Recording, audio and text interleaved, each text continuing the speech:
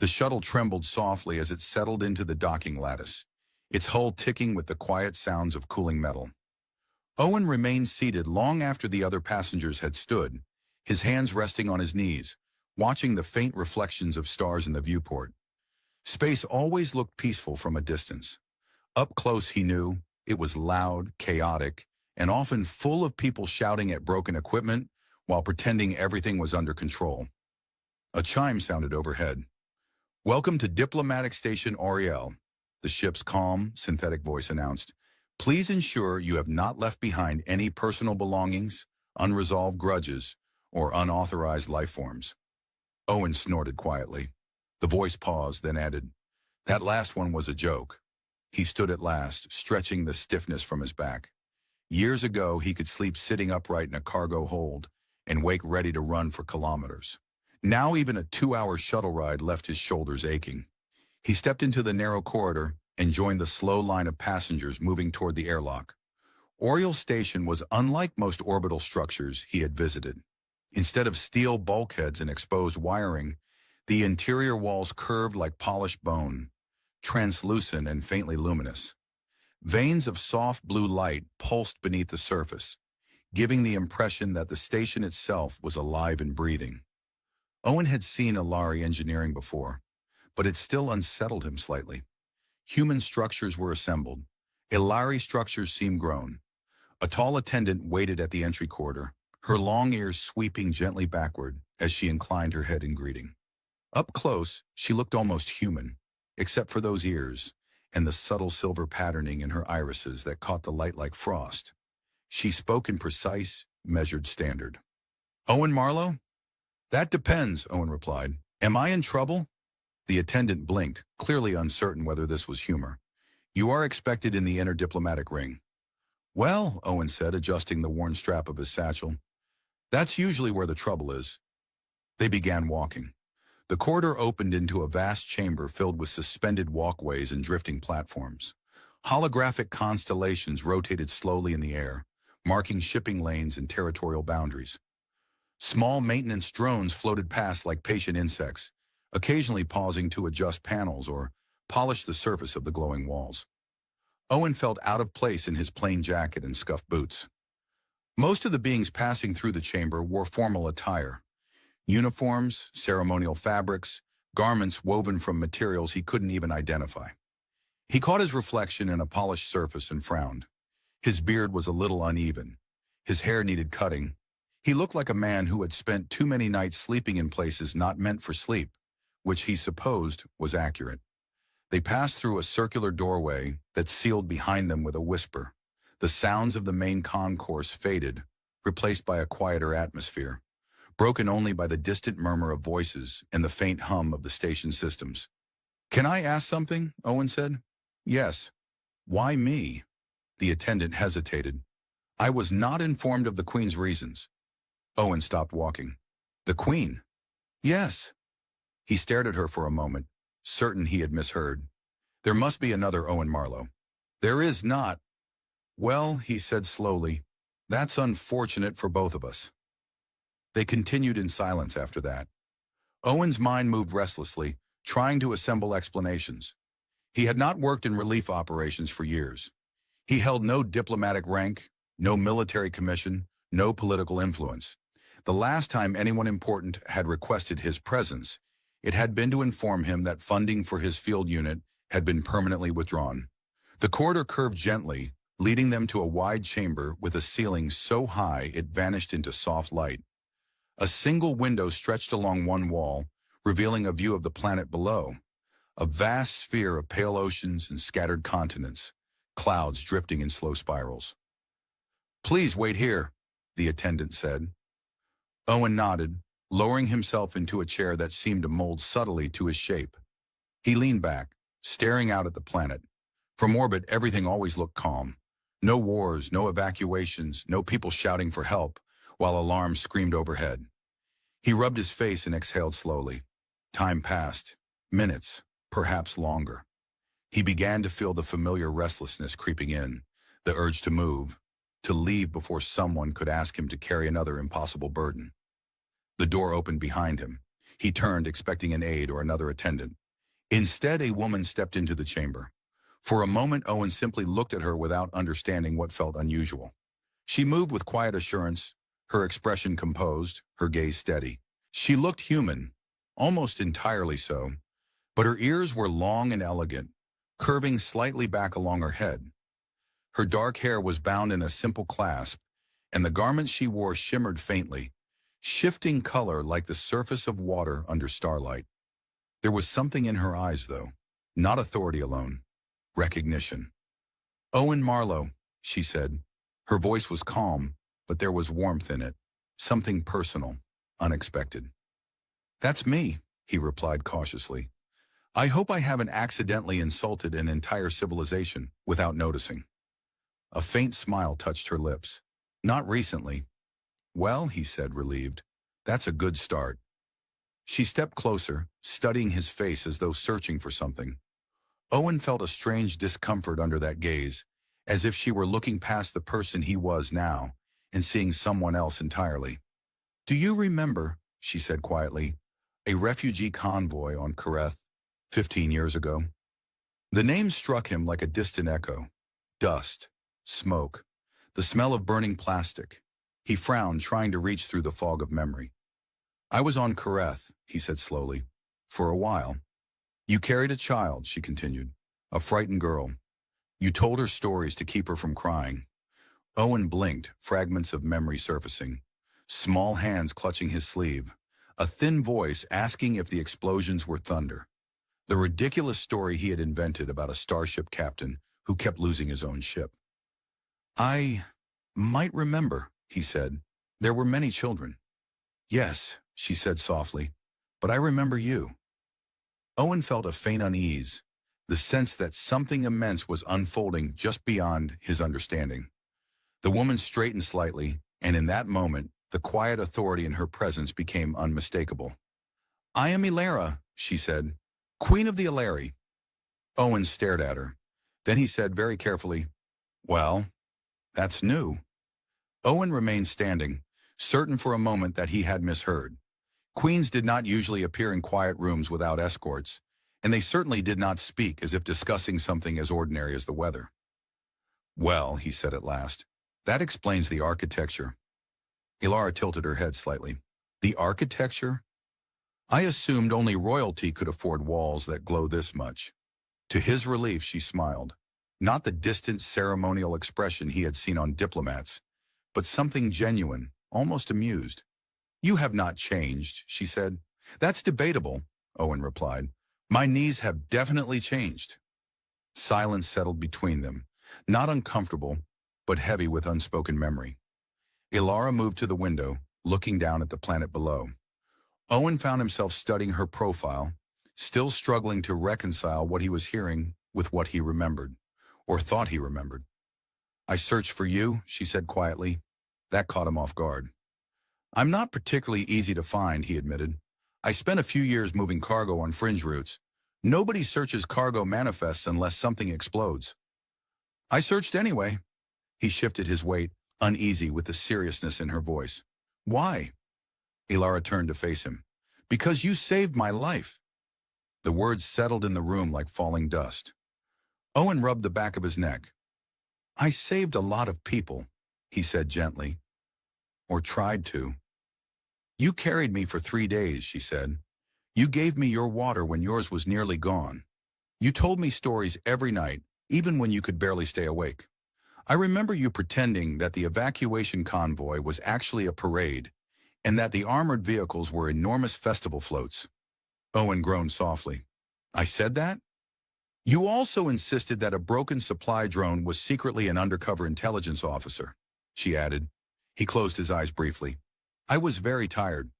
"I know," Ilara said. "I remember how tired you were.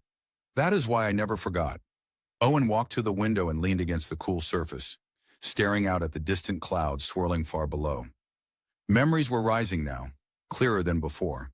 The sharp crack of collapsing structures, the endless heat, the thin, trembling voice of a child trying to be brave. "I didn't know what happened to any of you," he said quietly. "After the processing stations, they move people so quickly. New camps, new transports. Everything blurred together. I survived, she said, because you carried me far enough. He exhaled slowly. I'm glad. For a while, neither of them spoke. A small maintenance drone drifted past the window outside, rotating lazily as it scanned the surface for microfractures. Owen watched it, grateful for the distraction. So, he said at last, you became a queen. Yes. I assume that involves a lot of paperwork. An extraordinary amount, she said gravely. I once spent 6 hours approving grain shipments. Owen blinked. That sounds worse than disaster relief. She laughed softly, and the sound carried a warmth that made the vast chamber feel smaller, more human. I did not expect to find you like this, she admitted after a moment. Like what? She hesitated, choosing her words carefully. Tired. Owen gave a short, humorless chuckle. That's a polite way of putting it. You left the Relief Corps. Yes. Why? He looked out at the planet again. The answer felt heavy, like a stone he had carried for years. Because after a while, he said slowly, you start remembering the faces of the people you couldn't save more clearly than the ones you did, and there are always more of those. Ilara did not speak. He could feel her listening, not interrupting, not judging. I kept telling myself I just needed one more mission, he continued. One more convoy, one more evacuation. But it never ends. There's always another crisis, another city falling, another group of people waiting for help that won't arrive in time. He shook his head. One day I realized I was waking up already exhausted before anything had even happened. That's when I knew I was finished. The room was very quiet. I am sorry, Ilara said. Owen shrugged lightly. Don't be. I lasted longer than most. She studied him, and there was something new in her expression now. Not just gratitude, but understanding. When I was a child, she said, I believed you were the bravest person in the universe. Owen snorted softly. That's because you never met the quartermaster who ran our supply depot. That woman could intimidate a battlecruiser. Ilara smiled, but her eyes remained serious. You were brave. No, he said gently. I was just there. The words lingered between them. Ilara stepped closer. Do you know what I remember most? Owen glanced at her. What? You made me laugh, she said. In the middle of everything. You made me laugh. He felt something tighten in his chest, an emotion he couldn't quite name. I was probably delirious, he said quietly.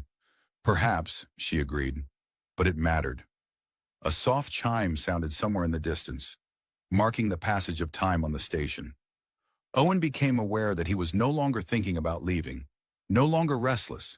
For the first time in years, he felt still. I built my life, Ilara said, around what I learned in those 3 days. Owen looked at her surprised.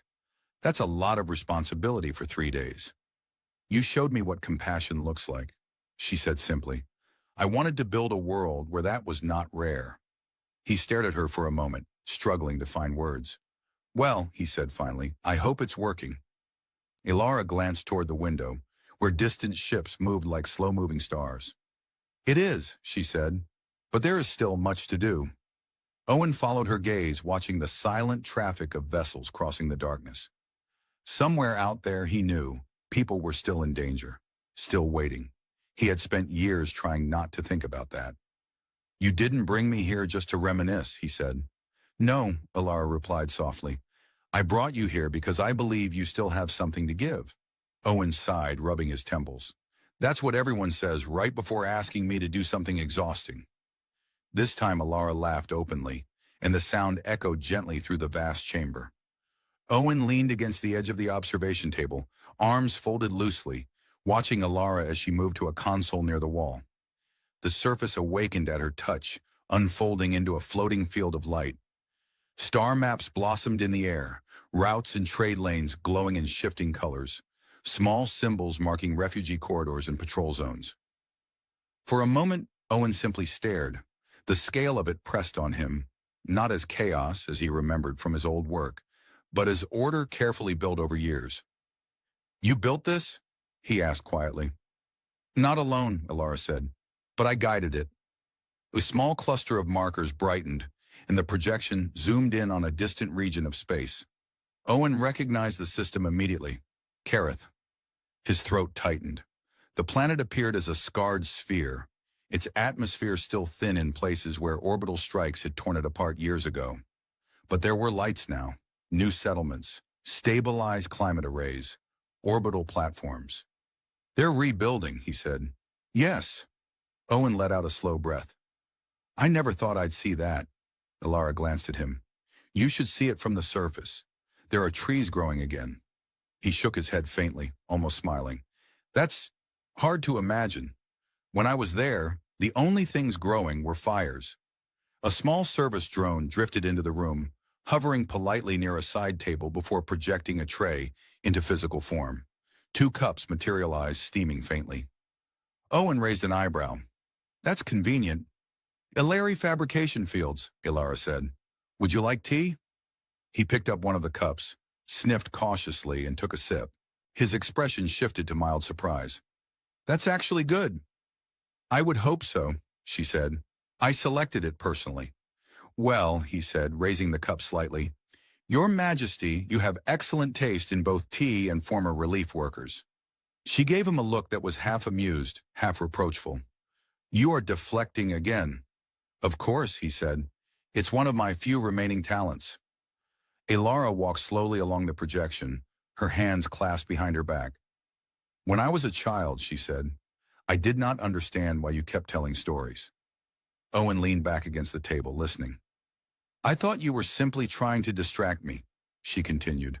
Later I realized you were doing more than that. You were giving me a way to imagine something beyond the fear. He looked down into his cup. I think I was just trying to keep myself awake. Perhaps, she said gently, but the stories mattered. Owen chuckled softly. I don't even remember most of them. I do, Ilara said. You told me about a cargo pilot who accidentally delivered a shipment of singing vegetables to a military outpost. Owen groaned.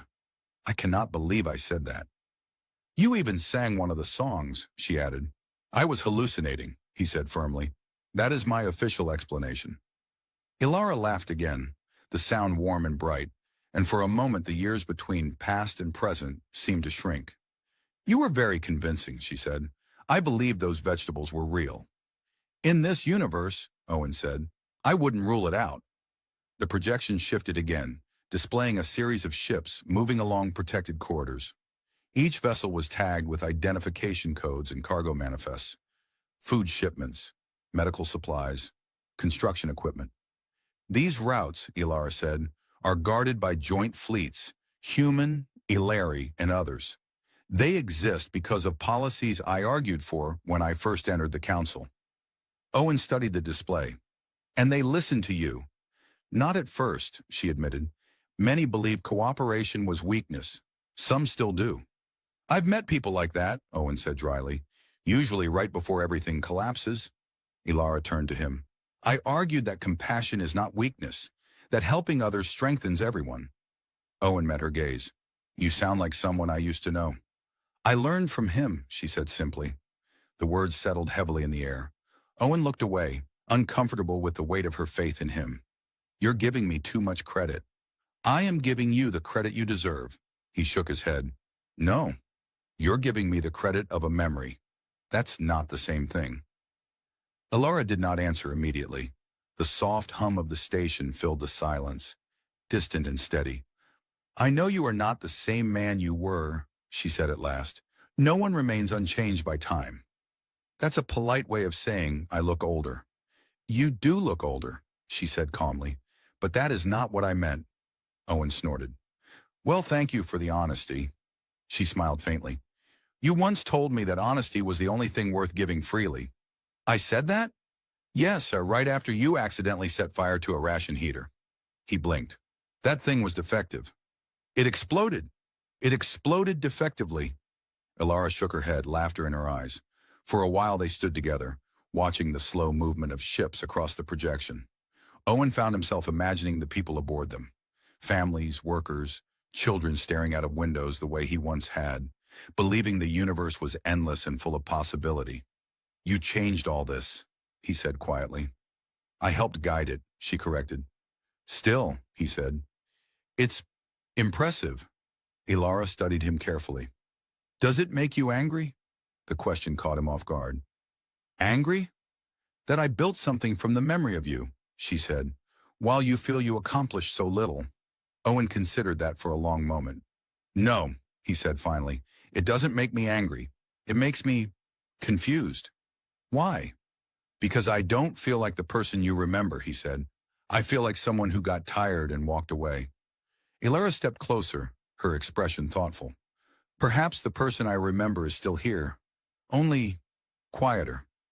Owen gave a faint smile. If he is, he's probably asleep. Then we will let him rest, she said softly, and speak with the man who stands before me now. Owen looked at her, surprised by the gentleness in her voice. Outside the vast window, a convoy of ships passed in silent formation, their engines glowing faintly as they moved between the stars. He watched them go, and for the first time in years, he did not feel the familiar urge to turn away. The convoy faded into the distance, its engines dissolving into the vast glow of starlight, and Owen became aware of how quiet the chamber had grown. The station's low, distant hum filled the silence, steady as a heartbeat. He rested his hands on the edge of the table, staring at the projection without really seeing it. You're wondering something, Ilara said. I usually am, Owen replied, but I try not to examine it too closely. It might notice.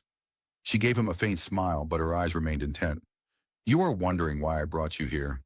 Yes, he admitted. That thought has crossed my mind once or twice. Ilara deactivated the projection with a small gesture. The stars faded, leaving only the soft, ambient light of the chamber. For a moment, neither of them spoke. When I was a child, she said quietly, I believed that saving one life could change everything. Owen shifted slightly. That's an optimistic theory. It is also true, she said. He looked at her, uncertain how to answer. I built my policies, Ilara continued, on the belief that small acts of compassion create consequences beyond what we can see. That one person helping another can shape entire worlds. Owen exhaled slowly. That's a beautiful idea. You do not believe it. He hesitated, then shook his head. I used to. But after a while, you start to see how much suffering there is. How little you can actually change. You rescue one convoy and 3 more are destroyed somewhere else. You save a family and 1,000 others vanish without anyone even recording their names. His voice was calm, but the weariness in it was unmistakable. I began to feel, he went on, like I was standing in a storm, trying to hold back the rain with my hands. Ilara listened without interrupting. And eventually, Owen said quietly, I stopped trying. The words lingered in the air, heavy and honest. A small service drone drifted past the doorway, paused as if uncertain whether to enter, then silently moved on. Owen watched it go, grateful for the distraction. I understand that feeling, Ilara said at last. He glanced at her, surprised. You do? Yes. There are days when I sit in council chambers and listen to arguments about territory, trade quotas, fleet allocations. And I wonder whether any of it truly changes the suffering that still exists beyond our borders. Owen studied her. It was strange to hear a queen speak so openly. What do you do then? He asked. I remember a man who carried a frightened child across a burning city, she said. Owen groaned softly. You really need to find a new example. She smiled faintly. I remember that even when the storm cannot be stopped, saving one person still matters to that person. Owen leaned back against the table, folding his arms. You're very good at speeches. I am not giving a speech. No, he admitted. You're not. The quiet returned, but it felt different now. Not empty, but reflective. After a moment, Owen said, You know, I always thought if I ever met someone who became a queen, the conversation would involve more bowing and fewer discussions about storms. I could require you to bow, Ilara said. He considered this. I would probably trip. That would be unfortunate. For everyone involved. Ilara laughed softly, and the sound eased something in Owen's chest, a tightness he had carried for years without noticing. You have not lost your humor, she said. It's a survival mechanism, he replied. That and caffeine. She walked slowly toward the window, gazing out at the stars. There is something else I must tell you. Owen straightened slightly, sensing the shift in her tone.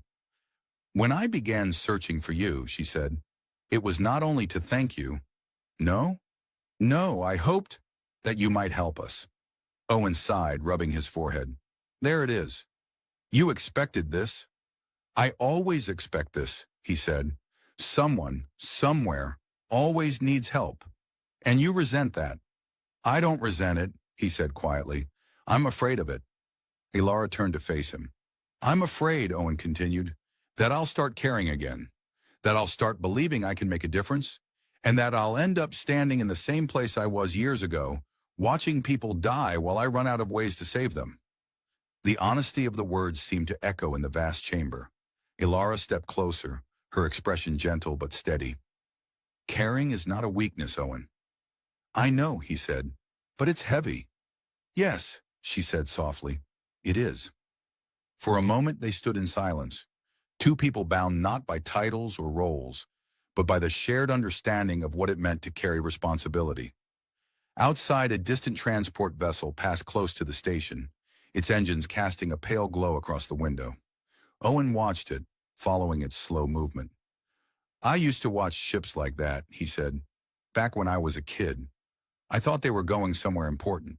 And now I know they're probably hauling industrial solvents or agricultural machinery. Elara smiled. Reality is often less dramatic than imagination. Except when it isn't, Owen said quietly. She nodded. A faint chime sounded, marking the hour. The light in the chamber shifted subtly, adjusting to the station's artificial day cycle. Owen, Elara said, I am not asking you to return to who you were. He looked at her, surprised. I am asking you to help us as the person you are now, she continued. With your experience, your understanding, your honesty. Owen considered that, turning the idea over in his mind. It felt less like being pulled backward and more like being offered a path forward, one he had not expected to see again. I don't know if I'm the right person, he said at last. Elara met his gaze. 15 years ago, a frightened child thought you were exactly the right person. Owen let out a slow breath, staring once more at the stars beyond the glass. Somewhere out there, countless lives were unfolding. Struggles, hopes, quiet moments of courage no one would ever record. For the first time in a long while, the thought did not feel entirely distant. Well, he said softly, I suppose I could at least listen.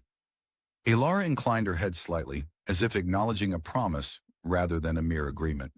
Then come, she said. A doorway unfolded silently in the curved wall, revealing a corridor lit by soft bands of amber light. Owen followed her, his boots making faint echoes against the smooth floor. The station seemed quieter in this inner ring, the distant noise of traffic and machinery, replaced by a low, almost musical vibration that seemed to resonate through the walls themselves. What is that sound? He asked. The life support forests, Elara said. We grow entire ecosystems within the station. The roots and water channels create harmonic vibrations. Owen blinked. So the station is literally humming to itself. Yes, that's oddly comforting, he admitted. Most stations I've been on sounded like they were about to explode. They passed through a wide archway, and Owen stopped without meaning to. Before them stretched a vast chamber filled with terraces of green, trees with translucent leaves, shallow pools reflecting pale light, narrow paths winding between clusters of alien vegetation. Overhead, a false sky shimmered, shifting slowly through shades of early evening. For a moment, Owen simply stood there, breathing in the faint, clean scent of growing things. I didn't expect this, he said quietly. Many do not, Elara replied. Our people learned long ago that survival is not enough. We must also remember how to live. They walked along a narrow path, the soft ground giving slightly beneath their feet. Small luminous insects drifted through the air, their wings scattering points of blue and gold light. Owen watched one settle briefly on a leaf before lifting again. I once spent 3 weeks on a mining platform where the only plant was a plastic fern bolted to the wall, he said. The crew named it Harold. Elara looked at him. Harold? It was a very dignified fern. She shook her head, smiling faintly. They reached a low structure grown from pale, branching material that resembled coral. Inside, a circular table displayed a series of holographic projections, maps, structural diagrams, streams of data scrolling in silent columns. "This is one of our planning centers," Alara said. "Here we coordinate evacuation routes and emergency responses." Owen studied the projections: ships, supply depots, medical stations, planetary weather models, an intricate web of preparation and contingency. "You've built quite a system," he said. "We are still building it," she replied. "There are always new crises, new variables." He nodded slowly. That at least had not changed. One of the projections expanded, showing a region of unstable space near a cluster of inhabited systems. Energy fluctuations rippled across the display, marked by warning indicators. "What's that?" Owen asked. "A gravitational shear zone," Alara said. "A remnant of a collapsed star. It has begun to drift toward populated shipping lanes." Owen frowned. "That's not good." "No," she agreed. "If it intersects with the trade routes, entire convoys could be lost." He studied the data, his old instincts stirring despite himself. "You'll need early warning buoys, staggered evacuation points, and backup routes that don't rely on synchronized jumps. Shear zones scramble timing." Alara watched him quietly. Owen stopped, realizing he had begun speaking as if he were already part of the planning team. He rubbed his neck, embarrassed. "Sorry. Habit." "Do not apologize," she said softly. "It is precisely why I hoped you would come." He looked at the display again, and for a moment he felt the familiar pull of purpose, the quiet focus that came when a problem demanded solving. A technician approached, an Alari man with long ears and a narrow band of silver across his brow. He inclined his head respectfully to Alara, then glanced at Owen with curiosity. "Your Majesty, the Outer Fleet reports that the survey drones have completed their scans." "Thank you," Alara said. "Please forward the data here." The technician hesitated, then asked, "Is this the advisor you mentioned?" Owen nearly choked. "Advisor?" Alara said calmly. "This is Owen Marlowe." The technician's eyes widened slightly, though whether from recognition or simple curiosity, Owen could not tell. After a moment, the man bowed and withdrew. Owen looked at Alara. "Advisor?" "A temporary designation," she said, "unless you object." "I object to the word advisor," Owen said. "It makes me sound wise." "You are wise." "I am tired," he corrected. "That is not the same thing." "Sometimes it is," she said gently. They stood in silence for a moment, watching the data streams update. The gravitational maps shifted, new calculations unfolding in complex patterns. Owen leaned on the edge of the table. "You know, when I was in the field, planning usually meant drawing arrows in the dust and hoping the weather didn't kill us before the enemy did." Alara glanced at him. "And did it?" "Once," he said. "The weather nearly killed us, I mean. A sandstorm so thick we had to navigate by sound. One of the drivers kept honking the horn so the rest of us could follow." "That sounds chaotic." "It was," Owen said, "but we made it through." Alara studied him thoughtfully. "You always say we." He blinked. "What?" "When you speak of the past, you never say I made it through. You say we." Owen looked down at his hands. "Nobody survives alone," he said quietly. A faint breeze stirred the leaves outside the structure, carrying the scent of water and soil. The artificial sky above deepened toward twilight, stars beginning to appear one by one. Owen watched them, feeling an unfamiliar sense of calm settle over him. For years his memories had felt like weight pressing downward. Here they felt lighter, not gone, not forgotten, but part of something larger. "You've built something remarkable," he said at last. Alara followed his gaze to the rising stars. "It began with hope," she said, "and with the belief that even small acts matter." Owen was silent for a long moment. Then he said quietly, "Maybe they do." The planning chamber gradually emptied as technicians withdrew to their stations, leaving Owen and Alara alone beside the softly glowing projections. The artificial twilight outside deepened, and faint points of starlight began to shimmer through the canopy of the life support forest beyond the glass walls. Owen rested his hands on the table, watching a simulation of the drifting shear zone. The field twisted space itself, bending the projected grid lines into warp spirals. "I've seen something like this once," he said quietly. Ilara looked at him. "Where?" "Near the Virel Passage," he replied. "A convoy miscalculated the drift of a micro-singularity remnant. Their navigation computers couldn't compensate fast enough. One ship came out of jump 30,000 kilometers off course, inside an asteroid field." Ilara was silent for a moment. "Did anyone survive?" "A few," Owen said. "Not many." The memory lingered in the air, heavy but distant, like thunder heard far away. Ilara reached out and adjusted the projection. New routes appeared, thin luminous threads weaving around the unstable region. "We are trying to prevent that kind of loss," she said. Owen nodded. "You're doing a good job of it." He studied the data for a while longer, his mind moving with a familiarity he had not felt in years. Patterns, risks, contingencies. It all came back to him slowly, like muscles remembering an old motion. "You'll need more than buoys," he said after a moment. "You'll need relay stations to monitor fluctuations in real time. The field will drift unpredictably once it starts interacting with solar winds." Ilara's eyes brightened slightly. "That is what our scientists predicted." "Well," Owen said, leaning back, "it's reassuring to know I'm still capable of agreeing with scientists. That's a rare experience." She smiled faintly. "You underestimate yourself." "I've spent years underestimating myself," he said. "I've become very good at it." A soft tone sounded from the console. A new transmission appeared, showing a convoy of refugee transports crossing a distant system. Owen watched the tiny icons moving slowly along a protected corridor. "How many people are on those ships?" he asked. "Approximately 12,000, Ilara said. Owen let out a slow breath. 12,000 lives suspended in the darkness, depending on careful planning and fragile machines. Once, numbers like that had been part of his daily reality. Now they felt immense again, each life suddenly vivid in his imagination. "You're still doing it," he said quietly. "Doing what?"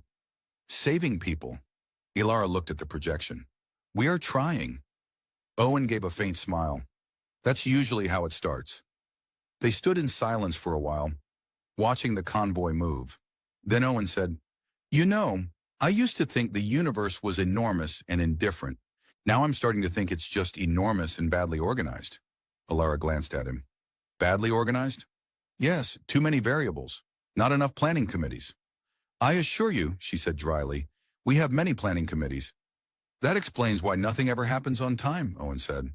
She laughed softly and the tension in the room eased again. After a while, Ilara turned to him. "Owen, may I ask you something personal?" "That depends," he said. "Are you about to ask me to attend a formal banquet? Because I warn you, I have terrible table manners." "I am not asking about banquets," she said, amused. "I am asking about you." He hesitated, then nodded. "All right. When you left the Relief Corps," she said, "what did you feel?" Owen leaned against the table, considering the question. "At first, relief, then nothing. And after that, guilt." "Guilt?"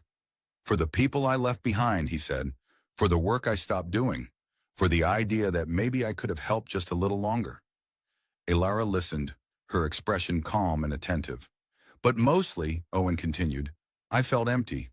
Like I'd been moving for so long that when I stopped, I didn't know who I was anymore." The words seemed to echo in the quiet chamber. "And now?" she asked gently.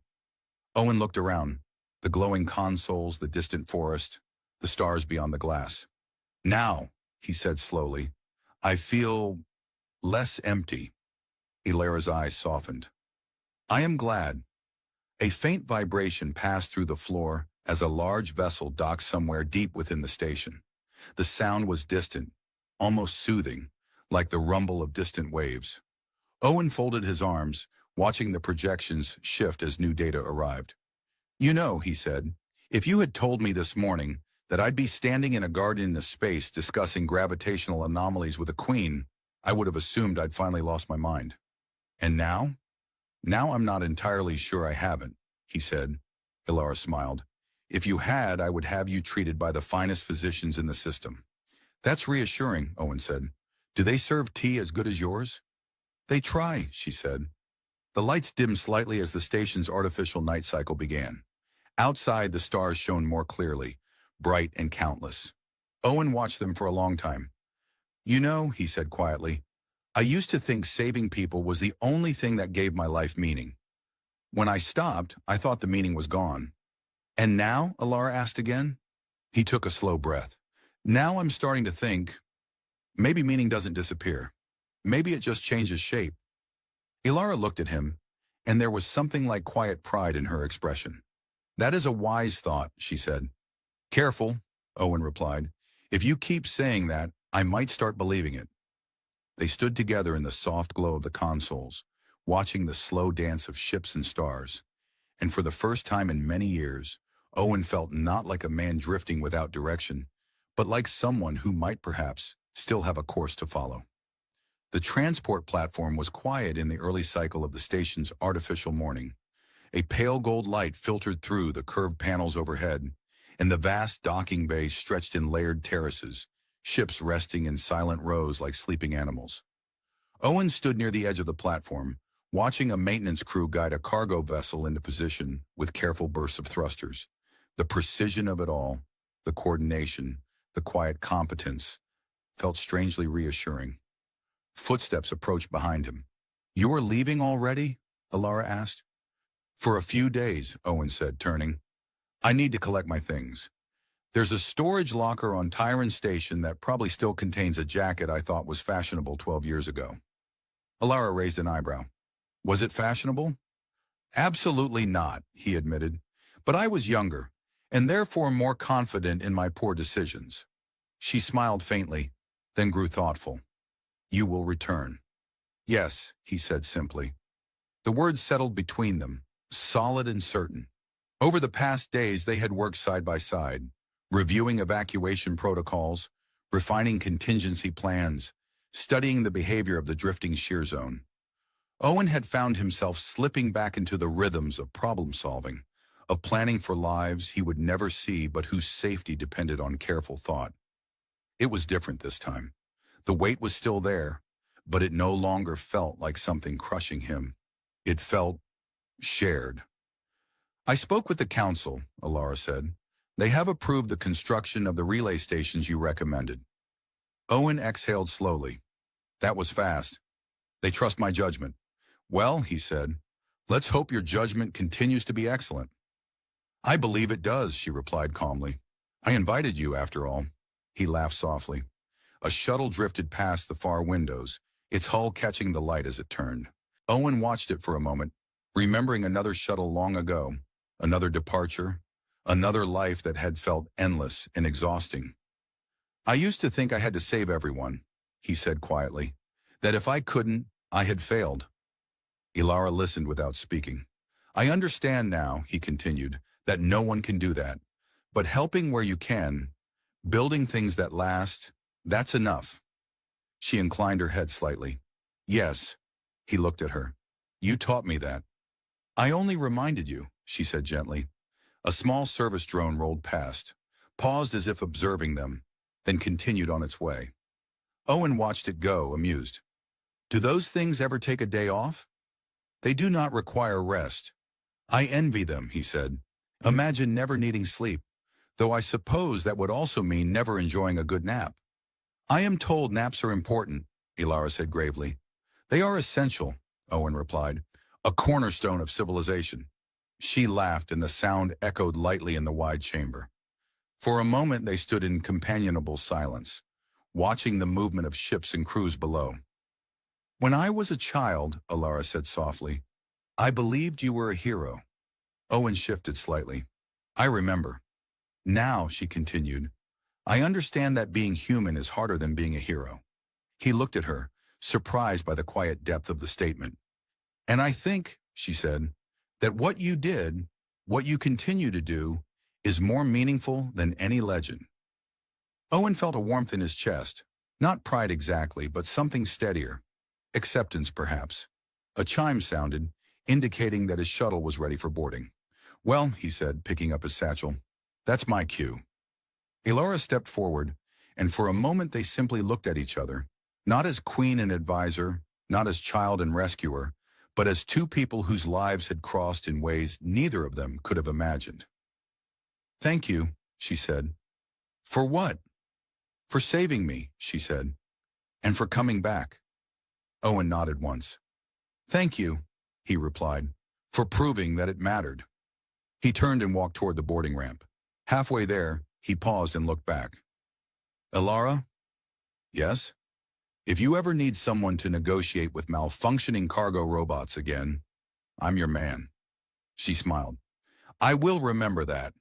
He boarded the shuttle, and the hatch closed with a soft hiss. Through the viewport, he saw the platform recede as the craft lifted smoothly into the docking lanes. As the station grew smaller behind him, Owen leaned back in his seat and looked out at the stars. For years, he had carried the memory of countless faces, countless losses, believing they defined him. Now he understood that they were only part of the story. The rest was still being written, in the lives he had touched, in the systems Elara had built.